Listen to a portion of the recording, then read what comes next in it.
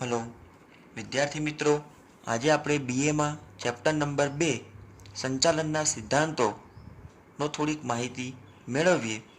જેમ કે સંચાલનના સિદ્ધાંતો રજૂ કરનાર મહાન બે સંચાલન શાસ્ત્રીઓ જેમ કે ફ્રેડરિક ટેલર અને હેનરી ફેયોલે રજૂ કરેલા સિદ્ધાંતોની કેટલીક યાદી મેળવીશું. તો સંચાલનના સિદ્ધાંતો કોને કહેવા? હેનરી ફેયોલે રજૂ કરેલા સિદ્ધાંતો અને ફ્રેડરિક ટેલરે રજૂ કરેલા સિદ્ધાંતોમાં મુખ્ય તફાવત શું હતો? તો આ બંને સિદ્ધાંતો એકબીજાની વિરુદ્ધમાં ન હતા, પરંતુ બંને એકબીજાની પૂરક રહી ધંધાકીય એકમને સફળ બનાવવા માટે જરૂરી કામગીરી કરશે. તો આવા કેટલાક સિદ્ધાંતો વિકસાવ્યા, જેમાં હેનરી ફેયોલના સિદ્ધાંત ખૂબ જ વધુ મહત્ત્વના હતા. કારણ કે હેનરી ફેયોલે 14 સિદ્ધાંતો એ રીતના વિકસાવ્યા, જેની અંદર ઉચ્ચ સપાટીથી લઈ તળ સપાટી સુધીના દરેક બાબતો ઉપર ખાસ ધ્યાન આપવામાં આવ્યું હતું. જેમ કે ઉચ્ચ સપાટીથી લઈ તળ સપાટી સુધી જે કંઈ કર્મચારી, અધિકારીઓ, માલિકોનો સમાવેશ થતો હોય, આ દરેકને ધ્યાનમાં રાખીને હેનરી ફેયોલે 14 સિદ્ધાંત વિકસાવ્યા, જે દરેક સંચાલન કરનાર વ્યક્તિએ ખૂબ જ જરૂરી રહેશે. તો આવા કેટલાક સિદ્ધાંતોનો પરિચય મેળવીએ. તો સૌથી પહેલાં માહિતી મેળવીએ કે હેનરી ફેયોલ પોતે કોણ હતા અને આ સિદ્ધાંતો એમને કઈ રીતના વિકસાવ્યા. તો ફ્રાન્સના સફળ ઉદ્યોગપતિ અને એન્જિનિયર શ્રી હેનરી ફેયોલે ધંધાની સફળતા માટે કેટલાક સિદ્ધાંતો રજૂ કર્યા. ધંધાની સફળતા માટે જે સિદ્ધાંતો રજૂ થયા, જે આ સિદ્ધાંતો માત્ર માલિકો કે કામદારોને જ ધ્યાનમાં ન લેતા, પરંતુ હેનરી ફેયોલે ઉચ્ચ સપાટીથી તળ સપાટી સુધીના દરેક કર્મચારીને ધ્યાનમાં લીધા. અને હેનરી ફેયોલે લોખંડ અને કોલસાના એકમમાં મેનેજર તરીકે કાર્ય કરતા હતા. તેને પોતાના અનુભવને આધારે, ધ્યાન રાખજો કયું પુસ્તક લખ્યું, તો હેનરી ફેયોલે 1916માં જનરલ એન્ડ ઇન્ડસ્ટ્રીયલ મેનેજમેન્ટ નામનું પુસ્તક લખેલ છે. અથવા પ્રશ્ન એમ પૂછાય કે જનરલ એન્ડ ઇન્ડસ્ટ્રીયલ મેનેજમેન્ટ પુસ્તક કોણે કઈ સાલમાં લખ્યું? તો 1916માં હેનરી ફેયોલે રજૂ કરેલ છે. કારણ કે દરેક એકમના સંચાલન સરખું થઈ શકતું નથી, માટે દરેક એકમની અંદર અલગ અલગ પ્રકારે કેટલાક સિદ્ધાંતો અપનાવવા પડશે. તો આવા કેટલાક સિદ્ધાંતોની આપણે ચર્ચા કરીએ. જેમ કે હેનરી ફેયોલે રજૂ કરેલા સિદ્ધાંતો મુખ્ય 14 ભાગમાં વહેંચાશે. તો હેનરી ફેયોલનો પહેલો જ સિદ્ધાંત કાર્ય વિભાજનનો સિદ્ધાંત. ધ્યાન રાખજો મિત્રો, આ 14 સિદ્ધાંતોમાંથી ગમે તે સિદ્ધાંત 2 માર્કમાં અથવા 3 માર્કની અંદર પૂછાઈ શકે છે. તેવો પહેલો જ સિદ્ધાંત છે કાર્ય વિભાજનનો સિદ્ધાંત. તો આ સિદ્ધાંત કામદારની કાર્યક્ષમતા વધારવા માટે તેના દ્વારા ઉત્પાદનના સાધનનો મહત્તમ ઉપયોગ કરી ઉત્પાદકતા વધારવા માટે કાર્ય વિભાજન જરૂરી છે.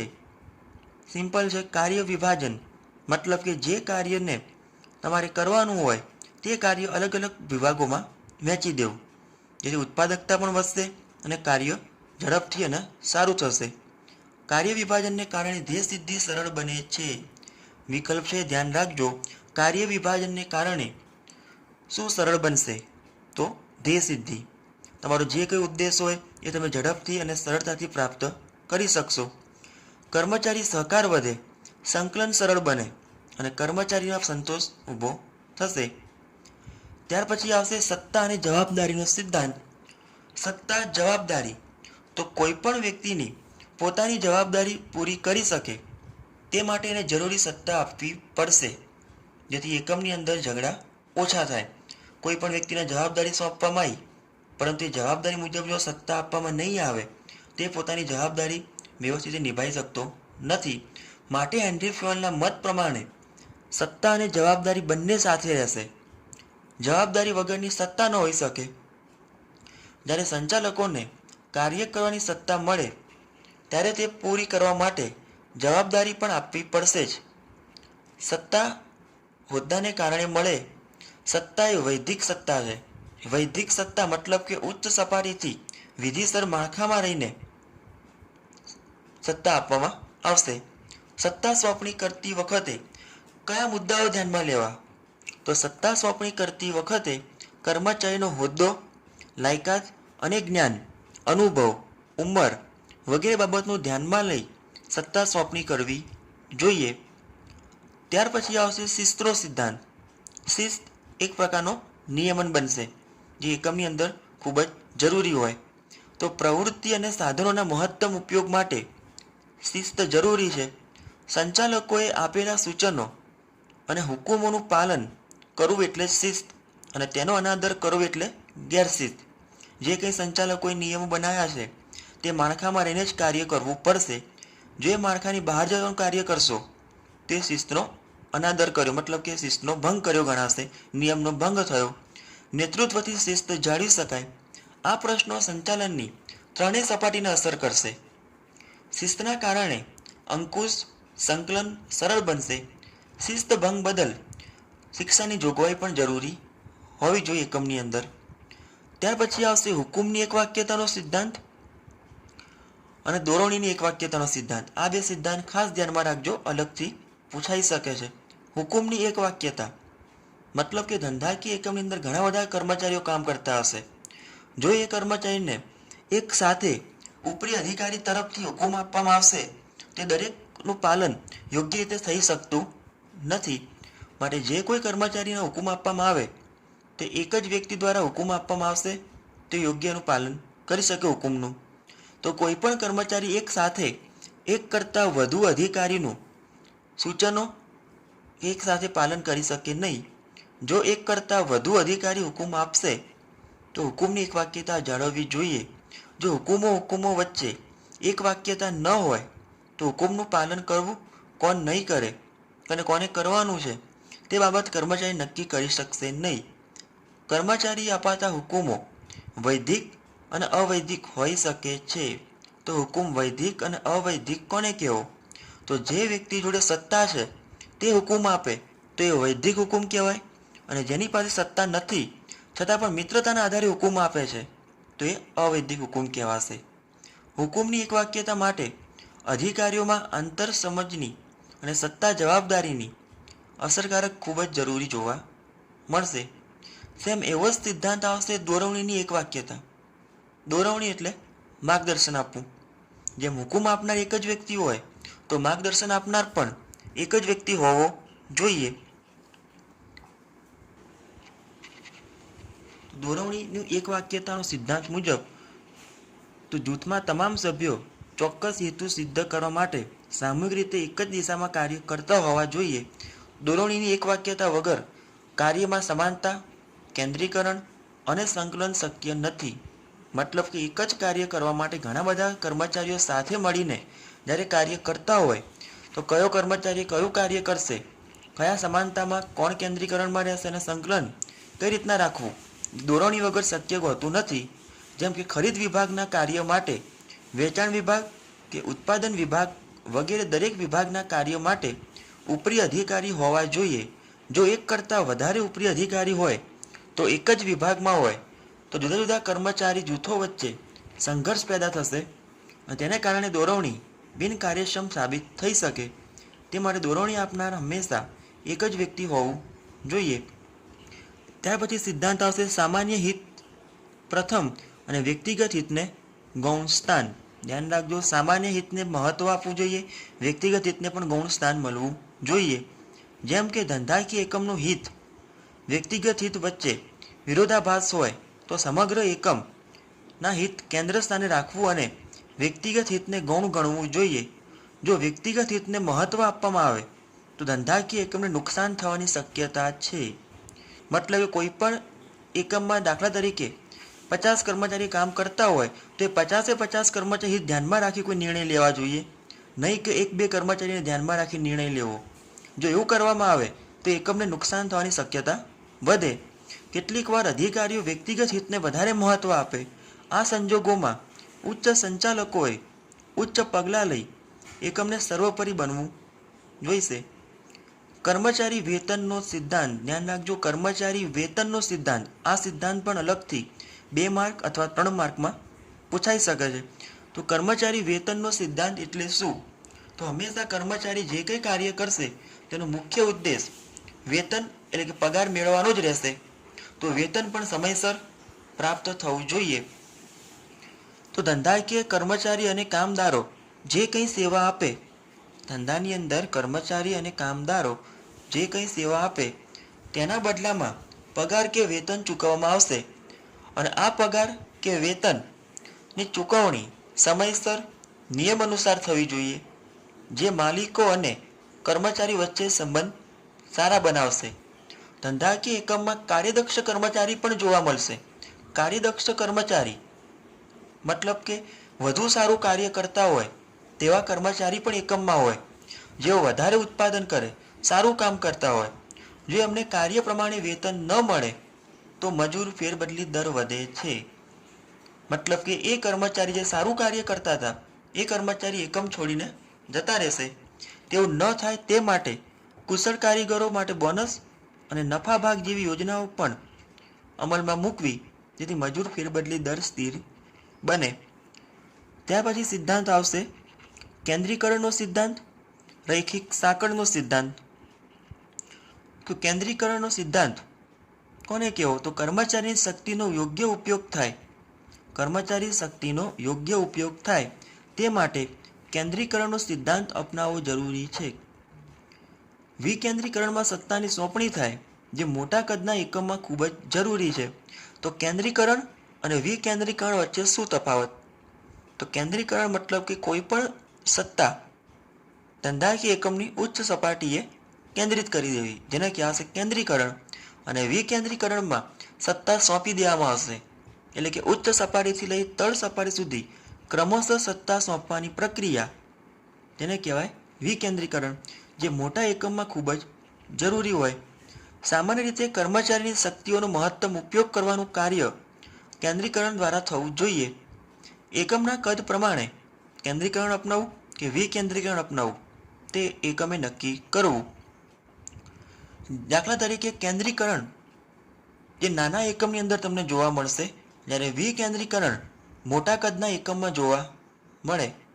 રૈખિક સાંકળનો સિદ્ધાંત, આ સિદ્ધાંત પણ ખાસ ધ્યાન રાખજો, અલગથી પૂછાઈ શકે છે. રૈખિક સાંકળ તો સંચાલનની ઉચ્ચ સપાટીથી તળ સપાટી સુધી સત્તાની સોંપણી રૈખિક રીતે, મતલબ કે સીધી રેખામાં ઉપરથી લઈ નીચે સુધી એક જ રેખામાં હોવી જોઈએ.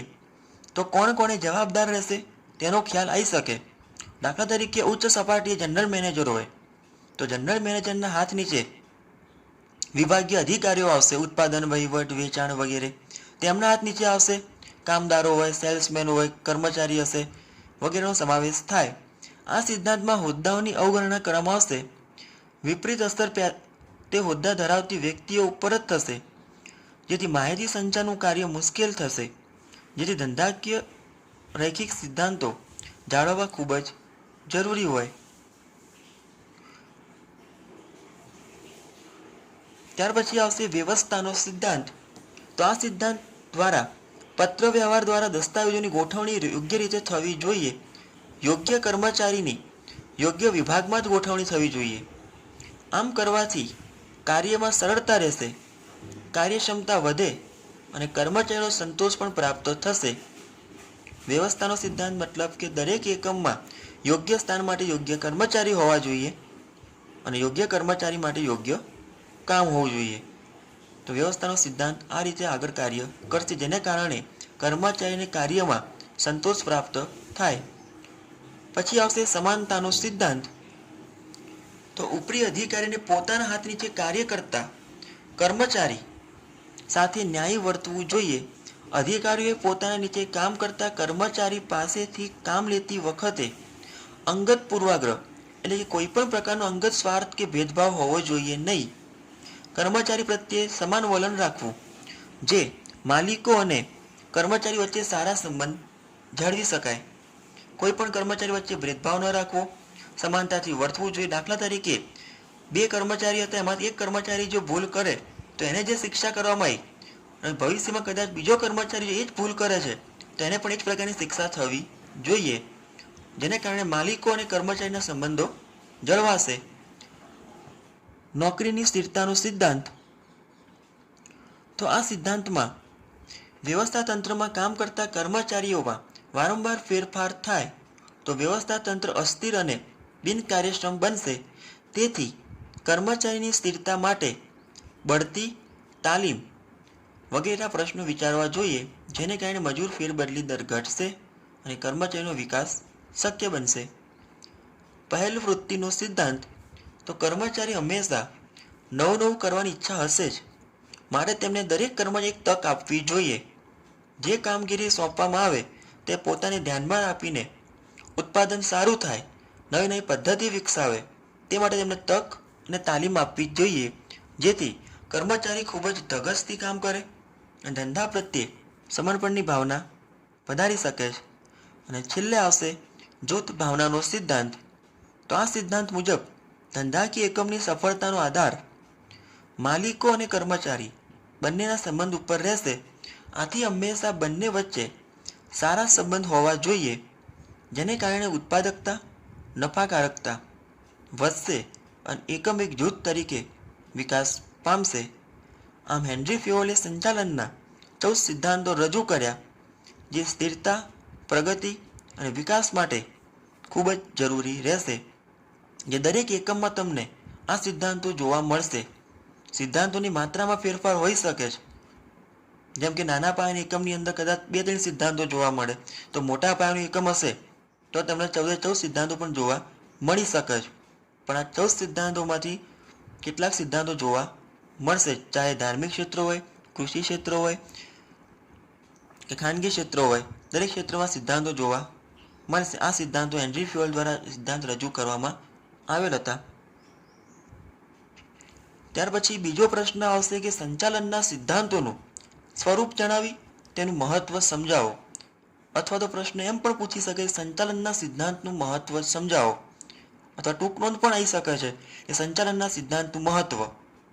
તો આ સિદ્ધાંતો આપણે ઉપર જે જોઈ ગયા 14 સિદ્ધાંતો એ શા માટે મહત્વના છે તેની કેટલીક ચર્ચા કરીએ. તો જોઈએ બીજો પ્રશ્ન, સંચાલનના સિદ્ધાંતનું મહત્વ અને તેનું સ્વરૂપ જણાવો. તો ઘણા ધંધાકીય એકમો ખૂબ જ સફળ થતા હશે. જેમ કે તમને જોવા મળ્યું કે ઘણી બધી કંપનીઓ સારી હશે, જેમ કે બાટા કંપની છે, રેબન કંપની છે. તો આપણે શું કહીએ, કંપની બહુ સારી છે, પણ હકીકતમાં કંપની તો બધી સરખી જ હશે. કંપનીનું સંચાલન બદલાશે. જેમ જેમ કંપનીનું સંચાલન સારું હશે એ કંપની ખૂબ જ પ્રગતિ કરશે. તો આ સિદ્ધાંતોનું મહત્વ એ જ સમજાવવા માગે છે કે તમે સંચાલન બેટર હશે, મેનેજમેન્ટ પરફેક્ટ હશે તો એ એકમ 100% સફળ થશે જ. તો સંચાલનના સિદ્ધાંતો એ સંચાલકો માટે, ધ્યાન રાખજો, સંચાલનના સિદ્ધાંતો એ સંચાલકો મતલબ કે સંચાલન કરનાર વ્યક્તિ માટે ખૂબ જ જરૂરી હોવાથી સંચાલકોના સિદ્ધાંતો આ સિદ્ધાંત વગર કાર્ય કરી શકશે નહીં. દરેક સંચાલકોએ અપનાવવા પડશે જ. અને આ સિદ્ધાંતો એ જડ નથી, પરંતુ સર્વમાન્ય છે, દરેક જગ્યાએ તમને જોવા મળશે, સર્વવ્યાપક છે અને તે માણસો સાથે જોડાયેલા કે સંકળાયેલા હશે. જેમ કે XYZ કંપની ખૂબ જ સારી અને શ્રેષ્ઠ છે, તેના સંચાલનમાં જોવું ન પડે કે વિચારવું ન પડે. તેનો અર્થ એવો નથી કે કંપની સારી છે અને શ્રેષ્ઠ છે, પરંતુ સંચાલકીય નીતિ એટલે કે એનું સંચાલન ખૂબ જ સારું અને શ્રેષ્ઠ જોવા મળશે. તો સંચાલનના સિદ્ધાંતો એટલે શું? તો માલિકો અને કર્મચારી વચ્ચે પરસ્પર સહકાર વધે. માલિક અને કર્મચારી ધંધાકીય એકમના મુખ્ય 2 વર્ગ, માલિક અને કર્મચારી વચ્ચે પરસ્પર સહકાર વધે તે માટે અનુભવી અને મહત્વના ભાગ તરીકે સ્વીકારેલા નિયમો એટલે સંચાલનના સિદ્ધાંતો. તો આ સિદ્ધાંતોનું મહત્વ શું હશે? તો પહેલું આવશે કે કાર્યક્ષમતામાં વધારો કરવા. તો સંચાલનના સિદ્ધાંતો અનુભવને આધારે રચવામાં આવશે. એના આધારે કોઈ પણ પરિસ્થિતિમાં, ચાહે મંદી હોય કે ફુગાવો હોય, તો દરેક પરિસ્થિતિમાં કેવા નિર્ણયો લેવાથી ફાયદો થાય તેનો ખ્યાલ આપવામાં આવે અને બદલાતી પરિસ્થિતિ પ્રમાણે યોગ્ય નિર્ણય લઈ હરીફાઈમાં ટકી શકે. સંચાલકીય પ્રશ્ન ઉકેલવા.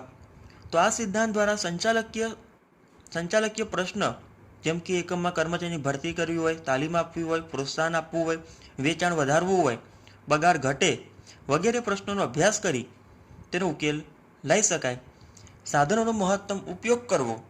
તો ઉત્પાદનના સાધનો જેમ કે યંત્ર, કામદાર, માલ સામગ્રી વગેરે મહત્તમ ઉપયોગ કરવા માટે જરૂરી બનશે. ઉત્પાદકતા વધારવા. સંચાલનના સિદ્ધાંતો અમલ કરવાથી ઉત્પાદનનું સાતત્ય જળવાશે, સતત ઉત્પાદન વધતું જશે અને કર્મચારી શક્તિનો મહત્તમ ઉપયોગ થાય અને ઉત્પાદકતામાં નોંધપાત્ર વધારો જોવા મળી શકે. સંશોધન કાર્ય, કંઈક નવું શોધવું. તો કોઈ પણ ક્ષેત્રમાં અભ્યાસ દ્વારા જ્ઞાન પ્રાપ્ત થતું જશે, પરંતુ અનુભવ વધારે તેમ સિદ્ધાંતોના આધારે જ્ઞાનની યોગ્ય દિશા આપવામાં આવશે અને સંશોધન કાર્ય સરળ બનશે. માનવ સંબંધો વિકસાવવા. તો આ સિદ્ધાંતો માનવીઓ સાથે સંકળાયેલું જોવા મળશે. તેના દ્વારા સિદ્ધાંતો પણ માનવ સ્વભાવ ધ્યાનમાં રાખીને અમલ કરવામાં આવશે અને માનવ સંબંધનો વિકાસ શક્ય બને. ત્યાર પછી આવશે સંચાલનની કેટલીક વિચારધારાઓ. આ વિચારધારાઓ પણ ખાસ આઈએમપી છે.